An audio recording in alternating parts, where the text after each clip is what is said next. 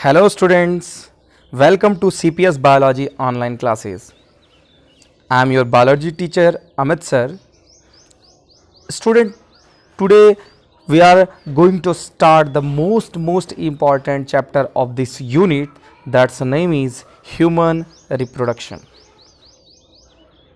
Human reproduction student ये exam में 5 to 6 marks के क्वेश्चन इस चैप्टर से बनते हैं और एग्ज़ाम पॉइंट ऑफ व्यू से ये मोस्ट इम्पॉर्टेंट टॉपिक है, मोस्ट इम्पॉर्टेंट चैप्टर हैं और इसके सारे टॉपिक्स में जो मैक्सिमम वेटेज वाले टॉपिक हैं हम उनको भी केयर करेंगे, ध्यान देंगे, एक एक टॉपिक एक एक कंसेप्ट को समझते हुए चलेंगे. तो student don't waste your time, just take pen and your notes, अपना पेन उठाइए, नोट्स उठाइए और हमारे साथ पढ़ते चलिए, नोट्स बनाते चलिए. किसी भी कन्फ्यूज़न के लिए आप जो है कमेंट बॉक्स में लिखिए या फिर हमसे कांटेक्ट करें. ठीक है स्टूडेंट, तो चलिए फिर स्टार्ट करते हैं third chapter of the first unit human reproduction. हमारी एनसीईआरटी का ये थर्ड चैप्टर है स्टूडेंट, ह्यूमन रिप्रोडक्शन, जिसे आप देखने चल रहे हैं. तो क्या होता है इसको ध्यान से समझते हैं स्टूडेंट. देखो ऑलरेडी हमने रिप्रोडक्शन के बारे में पढ़ रखा है ये कि रिप्रोडक्शन एक ऐसी फिनोमिना है. प्रीवियस चैप्टर में हमने पढ़ा कि रिप्रोडक्शन एक ऐसी फिनोमिना है, एक ऐसी लाइफ प्रोसेस है जिसमें कोई भी लिविंग ऑर्गेनिज्म अपने जैसी लिविंग ऑर्गेनिज्म को प्रोड्यूस करता है. ठीक है, तो अब ये चीज़ जब ह्यूमन के लेवल पे देखा जाए तो ह्यूमन जो है, अब बेसिकली अब रिप्रोडक्शन सिर्फ और सिर्फ ह्यूमन की बात कर रहे हैं तो ह्यूमन यूनिसेक्सुअल होता है. ह्यूमन क्या होता है? यूनिसेक्सुअल. मतलब यूनिसेक्सुअल का मतलब मेल अलग पीपल है होता है और फीमेल अलग, मतलब मेल फीमेल अलग होते हैं. वो बाइसेक्सुअल नहीं है. बाइसेक्सुअल वो होते हैं जिसमें male female both sex organs present in same body, पर यहाँ पे ऐसा नहीं, मेल अलग और फीमेल अलग होते हैं, सेपरेट बॉडी है. तो ह्यूमन यूनिसेक्सुअल होता है और ये एक एडवांस्ड एनिमल है बहुत, इसलिए ये सेक्सुअल रिप्रोडक्शन फिनोमिना एग्जिबिट करता है. और आपने ऑलरेडी ये पढ़ रखा है कि सेक्सुअल रिप्रोडक्शन में क्या होता है कि एक मेल बॉडी या मेल पर्सन होता है जिससे मेल गैमेट डिस्चार्ज होता है, एक फीमेल बॉडी होती है उससे फीमेल गैमेट डिस्चार्ज होता है. कहीं न कहीं किसी न किसी साइट पे वो मिलते हैं और जब दोनों गैमेट हैप्लॉइड गैमेट होते हैं क्योंकि मियोसिस की वजह से बनते हैं. ठीक है, तो इसके बारे में हमने ऑलरेडी प्रीवियस लेक्चर में बता रखा है और आगे भी हम इस पर स्टडी करेंगे. जब ये दोनों गैमेट मिलते हैं तो एक बड़ा सा सेल बनता है, that is called zygote. Zygote बनता है और फिर इस जाइगोट में कंटिन्यूअस डिवीजन से एम्ब्रियो बनती है और फिर एम्ब्रियो से न्यू बॉडी का फॉर्मेशन होता है या न्यू ह्यूमन बॉडी का फॉर्मेशन होता है, क्रिएशन होता है. ठीक है स्टूडेंट, तो रिप्रोडक्शन की यही फिनोमिना है, इवेंट से यही है.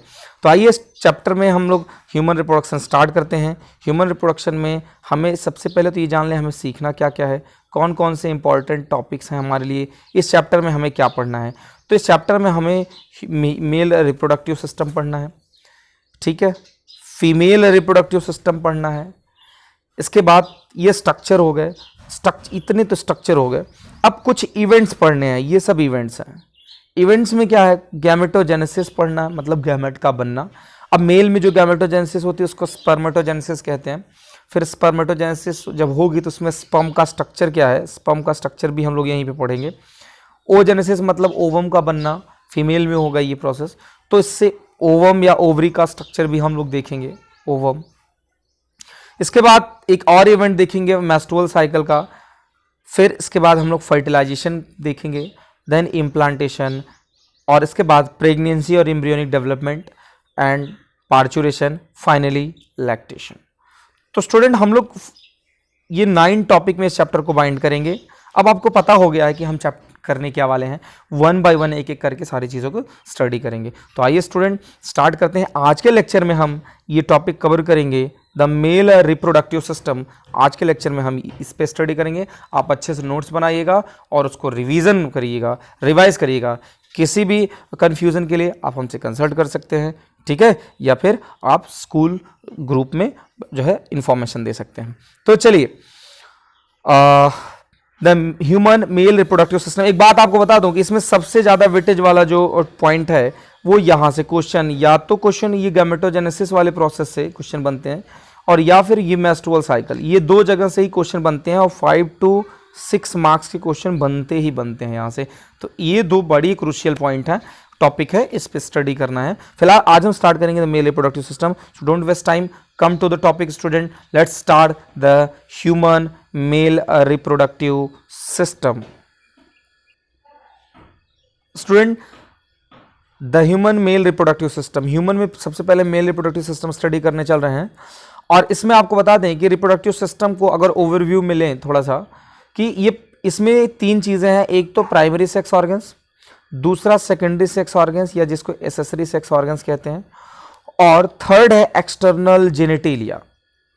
तो ये तीन मेन कंपोनेंट्स हैं। एक तो सेक्स ऑर्गन्स, दूसरा एसेसरी जो सेकेंडरी सेक्स ऑर्गन्स, ठीक है, सेकेंडरी सेक्स ऑर्गन, और तीसरा जो है वो है एक्सटर्नल जेनिटेलिया। ठीक है, ये 3 पॉइंट पे स्टडी करेंगे मेल रिप्रोडक्टिव सिस्टम। ये 3 इंपॉर्टेंट चीज़ें हैं। अब प्राइमरी सेक्स ऑर्गन्स में क्या आता है? ह्यूमन में टेस्टिस आता है। ठीक है स्टूडेंट, लेकिन सेकेंडरी सेक्स ऑर्गन्स की जब हम बात करेंगे तो सेकेंडरी सेक्स ऑर्गन्स में ये एसेसरी सेक्स ऑर्गन्स भी है, क्योंकि ये प्राइमरी सेक्स ऑर्गन्स का सपोर्टिव है। तो इसमें 2 चीज़ें हैं, एक तो एसेसरी डक्ट पढ़ना है, दूसरा एसेसरी ग्लैंड पढ़नी है। एसेसरी डक्ट में आएगा रीटी टेस्टिस, वैस डिफरेंशिया, एपिडिडाइमिस या वैस डिफरेंशिया। बट एसेसरी ग्लैंड जो हैं, जो इसके साथ जुड़े हुए हैं, जैसे सेमिनल वेसिकल, प्रोस्टेट ग्लैंड या बल्बो यूरेथ्रल ग्लैंड, जिसे कॉपर्स ग्लैंड कहते हैं, ये स्टडी करना है। और लास्ट में हमको एक्सटर्नल जेनिटेलिया में ये पेनिस की स्टडी करना है। तो हमें क्या क्या स्टडी करना है?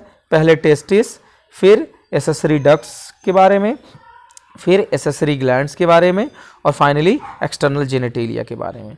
पर स्टूडेंट याद ये रखना है हमें कि ये जो आपने फ्रेम दिया है, ये जो आपने एक लाइन खींचा हुआ है सारी चीज़ें ओवरव्यू लेने के लिए कि मेल रिप्रोडक्टिव सिस्टम में क्या क्या है, तो इसमें ये जो रेटी टेस्टिस और वैस डिफरेंशिया है, ये टेस्टिस के अंदर का ही पार्ट होता है, और एपिडिडाइमिस वैस डिफरेंशिया ये टेस्टिस से बाहर वाले डक्ट होते हैं। मतलब these 2 duct lies inside the testis, ये कहीं ना कहीं इनसाइड के अंदर है। तो टेस्टिस जब हम पढ़ेंगे तो ये दोनों बातें हम वहीं पे कवर कर लेंगे। ठीक है स्टूडेंट, ये भी चीज़ों को कवर करेंगे टेस्टिस वाले स्ट्रक्चर में, एक साथ हम कवर कर लेंगे सारी चीज़ों को।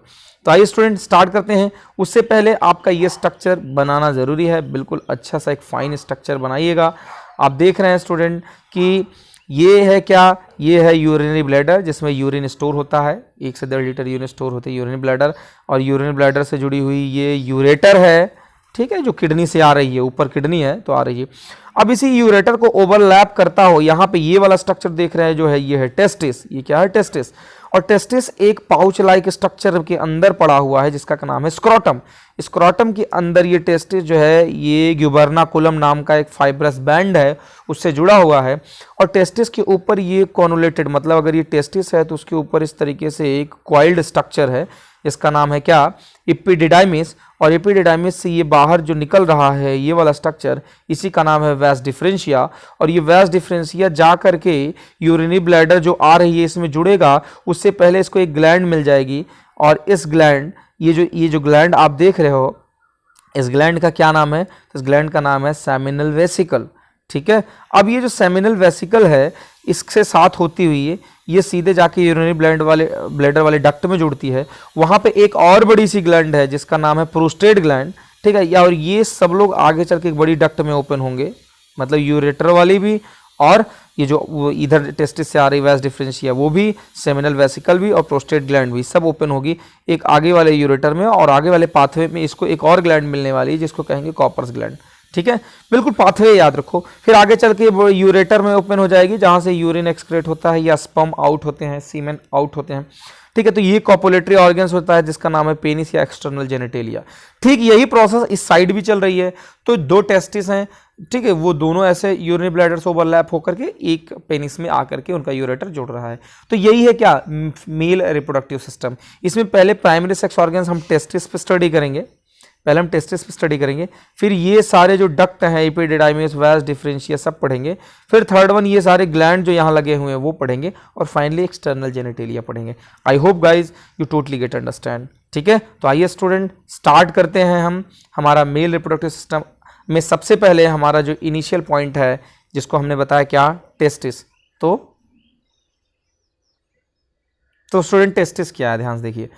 टेस्टिस की a pair of testis is situated outside the abdominal cavity, मतलब जो एब्डोमेन वाला पार्ट है उससे बाहर, एब्डोमेन वाले पार्ट से नीचे, एब्डोमिनल कैविटी से बाहर एक पेयर मतलब 2 टेस्टिस पाया जाता है, और वो एक स्किन का सैग बना हुआ है, एक स्किन का सैग बना हुआ है, ठीक है। उसको हम लोग कहते हैं स्क्रोटम कहते हैं, और उसी के अंदर ये टेस्टिस पड़ा हुआ है, ठीक है। और ये एब्डोमेन से बाहर है, मतलब एब्डोमेन वाले पोर्शन से क्या है, ये बाहर है टेस्टिस, ठीक है। अच्छा आप देखिए, scrotum keeps the testis at a temperature 2 to 2.5 degree lower than the internal body temperature which is necessary for the synthesis of sperm. मतलब क्या, ये जो टेस्टिस है स्टूडेंट, उसमें ये वाली चीज याद रखना कि बॉडी का टेम्परेचर कितना होता है, 37 डिग्री सेल्सियस अप्रोक्सीमेट। तो बॉडी के टेम्परेचर से 2 से 2.5 डिग्री सेल्सियस, मतलब 2.5 डिग्री सेल्सियस कम टेम्परेचर होना चाहिए टेस्टिस का, ठीक है। और इसलिए क्योंकि बॉडी से जब 2 to 2.5 डिग्री सेल्सियस टेम्परेचर कम रहेगा तभी उसमें स्पर्म का प्रोडक्शन होगा। यदि बॉडी से इसका टेम्परेचर ज़्यादा हो जाएगा तो स्पर्म का प्रोडक्शन नहीं होगा।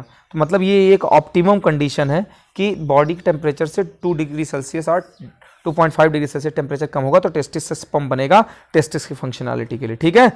तो इसीलिए जो है टेस्टिस क्या होता है, वो एब्डोमिनल कैविटी से बाहर होता है, कि एब्डोमिनल कैविटी में क्या होता है कि जो टेम्परेचर जो होता है एब्डोमेन का वो ज़्यादा हो जाता है कभी कभी, तो ठीक है, तो वो क्या कहते हैं, डिसेंड हो जाते हैं, थोड़ा दूर चले आते हैं, ठीक है। और दूसरी बात ये देखते हैं कि ईच टेस्टिस ओवल, हर एक टेस्टिस अगर आप देखें तो कैसा है, ओवल है, लगभग 4 to 5 सेंटीमीटर इसकी जो मतलब मेजर करते हैं तो लेंथ में, और 2 to 3 इंच जो है इसकी चौड़ाई है, यानी विड्थ है। लेकिन हर एक टेस्टिस में एक बात है कि इसकी जो आउटर कवरिंग है वो बड़ी फाइब्रस कवरिंग होती है, जिसको कहते हैं ट्यूनिका एल्बुजिनिया। क्या कहेंगे, टेस्टिस की आउटर कवरिंग को क्या कहेंगे, टेस्टिस की आउटर कवरिंग को क्या कहेंगे, ट्यूनिका एल्बुजिनिया। और अब ध्यान से समझिएगा कि हर एक testis divided into 250 compartment called testicular lobule. मतलब अगर टेस्टिस के अंदर जब बढ़ते हैं, ये तो बाहर का स्ट्रक्चर हो गया कि भाई कवरिंग है चलो, लेकिन अंदर आप बढ़ते हैं तो इसमें कम से कम 250 कंपार्टमेंट हैं छोटे छोटे टेस्टिस के अंदर, उसको टेस्टिकुलर लोब्यूल कहते हैं। और हर एक कंपार्टमेंट यानी हर एक टेस्टिकुलर लोब्यूल में, ठीक है, वो क्या होता है, 1 से 3 क्वाइल्ड ट्यूब होते हैं, बड़े ही क्वाइल्ड मतलब बहुत ही स्पाइरली या बहुत ही कॉम्प्लेक्स तरीके से, ऐसा इस तरीके से क्वाइल्ड, ठीक है। तो बड़ी क्वाइल्ड ट्यूबल्स होते हैं जिसको सेमनीफेरस ट्यूबल कहते हैं। मतलब कि टेस्टिस में ऐसे 250 चैम्बर, और हर एक चैम्बर में ये क्या, 3, हर एक चैम्बर में क्या 1 2 और ये 3, ये 3 क्या है, जो है स्ट्रक्चर है, 3 ट्यूबल्स हैं, और ये क्वाइल्ड है, सिंपल नहीं है, क्वाइल्ड है। उनको कहते हैं सेमनीफेरस ट्यूबल, जहां से स्पर्म प्रोड्यूस होता है। तो स्पर्म कहां से प्रोड्यूस होता है, स्पर्म कहां से प्रोड्यूस होता है, सेमनीफेरस ट्यूबल से। अब स्टूडेंट याद ये रखना है कि हर एक सेमनीफेरस ट्यूबल के स्ट्रक्चर को आप जब टीएस उसका कट करेंगे तो देखेंगे तो उसके अंदर एक स्पेशलाइज्ड सेल होते हैं उस सेमनीफेरस ट्यूबल के अंदर वाली लाइनिंग। मतलब अगर ये मैंने कहा कि ये सेमनीफेरस ट्यूबल है, तो अगर मैं इसका टीएस कट करूंगा तो इसके अंदर वाली लाइनिंग में क्या होते हैं कि कुछ मेल जर्म सेल या स्पर्मेटोगोनिया होती है, और सर्टोली सेल होते हैं। कौन कौन से सेल, स्पर्मेटोगोनिया और सर्टोली, ये 2 तरीके के सेल होते हैं। स्पर्मेटोगोनिया वाला जो सेल है वो ये मतलब कि उस ट्यूबल के अंदर, मान लो ये ट्यूबल हो गया, इसके अंदर 2 सेल हैं, तो अगर मैंने इसको स्पर्मेटोगोनिया कहा तो ये जाता है मियोसिस में। जब होता है इसका मियोसिस यानी मियोटिक डिवीजन या रिडक्शनल डिवीजन, तब ये क्या प्रोड्यूस करता है, स्पर्म प्रोड्यूस करता है, ठीक है स्टूडेंट। और दूसरी बात कि दूसरा वाला जो सेल है, जो सर्टोली सेल जिसको नर्स सेल कहते हैं, ये उसी स्पर्मेटोगोनिया या उसी वाले जर्म सेल जो नए नए बन रहे हैं उसको न्यूट्रिशन प्रोवाइड करता है। समझ बात, मतलब कि सेमनीफेरस ट्यूबल के अंदर 2 तरीके के सेल हैं, एक से स्पर्म तो बनेगा, पर दूसरा वाला जो है ये स्पर्म जाकर के इससे जुड़ करके इससे नरिशमेंट लेना शुरू करेगा, या नर्स सेल या सर्टोली सेल कहेंगे इसको, ठीक है चीज। अब स्टूडेंट देखिएगा इसमें कि the reason outside of the seminiferous tubule, तो ये तो सेमनीफेरस ट्यूबल के अंदर 2 सेल हैं, सर्टोली सेल और स्पर्मेटोगोनिया, लेकिन इसके बाहर वाला जो रीजन है, इस ट्यूबल के बाहर वाला जो रीजन है, ठीक है, वहाँ पे भी कुछ सेल रहते हैं जिसको इंटरस्टिशियल सेल या लीडिक सेल कहते हैं। और ये लीडिक सेल का क्या काम है, तो Leydig cell synthesized and secrete hormones called androgen. दरअसल ये लीडिक सेल जो होते हैं या जो इंटरस्टिशियल सेल होते हैं ये हार्मोन सेक्रेट करते हैं जो कि मेल में सेक्सुअल कैरेक्टर को मेंटेन करता है, सेक्सुअल कैरेक्टर को मेंटेन करता है, जैसे moustache, beard appearance, muscle rigidity, vocal cord में चेंज, वॉइस चेंज, है ना, इस तरीके से। तो जो सेकेंडरी सेक्सुअल कैरेक्टर्स हैं वो उनको रिप्रेजेंट करता है, सेक्सुअल कैरेक्टर्स को, कि मैच्योरिटी में है ह्यूमन पर्सन, ठीक है। तो वो हार्मोन सेक्रेट करने के लिए रिस्पॉन्सिबल हैं कौन, ये इंटरस्टिशियल सेल जो कि सेमिनिफेरस ट्यूबल से बाहर हैं। तो स्टूडेंट आपको ये बातें समझ में आ गई होंगी। अब हम देखते हैं, अब देखिए स्टूडेंट, ये स्ट्रक्चर हमने बनाया, मैंने टीएस ले लिया, सेमिनिफेरस ट्यूबल को कट किया जो है, तो उसमें मैंने देखा कि सेमिनिफेरस ट्यूबल के जो अंदर वाले स्ट्रक्चर हैं ये वाला, आपको ये एक साइड पे कॉन्सेंट्रेट करो, आप इसी पे कॉन्सेंट्रेट करो, ठीक है। एक तो ये वाला पोर्शन है और एक ये इसके अंदर का ये इनर पोर्शन है जहाँ पे दो सेल मैंने बताया कौन कौन से, एक तो जो है हमारे नर्स सेल हैं, ठीक है, और दूसरे कौन है थे हमारे पास स्पर्मेटोजोआ। पर इसके बाहर ये वाले जो सेल हैं, मतलब इसके बाहर ये वाले सेल, तो यही सेल क्या है, इंटरस्टिशियल सेल हैं जो हार्मोन सेक्रेट करते हैं। बाकी इसके अंदर वाले सेल दरअसल क्या है कि यहाँ के जो अंदर वाले सेल हैं इसकी लाइनिंग में, यही क्या है, स्पर्मेटोगोनिया है, ठीक है, स्पर्मेटोगोनिया है, और यही क्या करेंगे, स्पर्मेटोजोआ बनाएंगे। पर इसी के बीच में कहीं कहीं पे कुछ ऐसे भी सेल हैं, कुछ ऐसे भी सेल हैं जिसको नर्स सेल कहते हैं। जब ये मियोसिस करके स्पर्मेटोजोआ बनाएंगे तो यही सेल आकर के इससे चिपक जाएंगे। मतलब कि अगर आप समझो कि ये वाला जो सेल है, मान लो ये सेल है और ये स्पर्मेटोजोआ वाला सेल है, तो यहाँ से अगर स्पर्म बना तो ये यहाँ आकर के इसे चिपक के इसे नरिशमेंट करेगा। तो ये जो है आपका सर्टोली सेल है, ठीक है, और ये स्पर्मेटोगोनिया है जो स्पर्मेटोजोआ बनाएगा। और ये पूरा स्ट्रक्चर जो आप देख रहे हो इसको हम कहेंगे स्पर्मेटोगोनियम, स्पर्मेटोगोनियम, ठीक है स्टूडेंट। ये स्ट्रक्चर आपको ध्यान से समझिएगा, आपको इस पे प्रैक्टिकल भी करना है, ठीक है, परमानेंट स्लाइड पे।